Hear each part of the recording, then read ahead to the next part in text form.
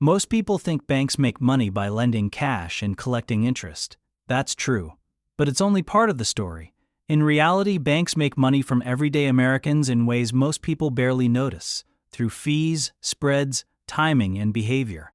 Welcome to the A-Angle channel, and today, let's break down how banks actually make money in the United States and why the system is designed the way it is.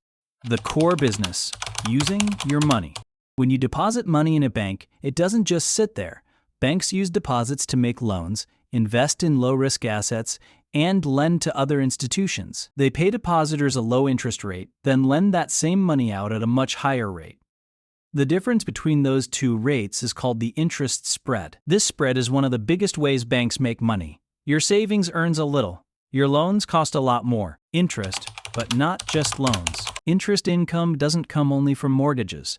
Banks earn interest from credit cards, auto loans, personal loans, and business lending. Credit cards are especially profitable. Why? Because interest rates are high, and many balances aren't paid off every month. Even small balances, carried over time, generate steady revenue. Fees. The quiet moneymaker. Fees are where banks quietly earn billions.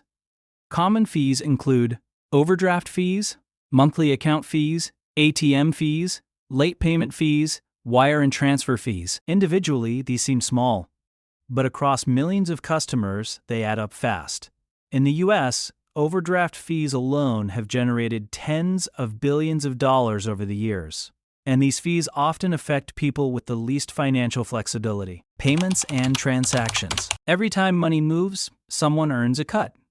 Banks make money from debit card transactions, credit card processing, merchant fees, and interbank transfers.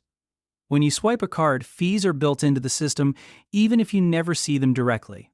Most of the time, businesses pay these fees, but the cost often shows up in higher prices. Float and timing. Banks also earn money from timing. When money is in transit between deposits, payments, or transfers, banks can temporarily invest those funds. This is called float. Even short periods of control across massive volumes of money create real profit. It's small per transaction, but huge at scale. Why the system works this way. Banks are businesses. They're built to manage risk, ensure liquidity, and generate profit. Fees, spreads, and interest help cover defaults, operations, and regulation. The system prioritizes predictability and profit, not simplicity. That's why many costs feel invisible until they hit your account. Final thought. Banks don't make money because people fail. They make money because the system is designed around everyday behavior. Small balances, occasional mistakes, routine transactions.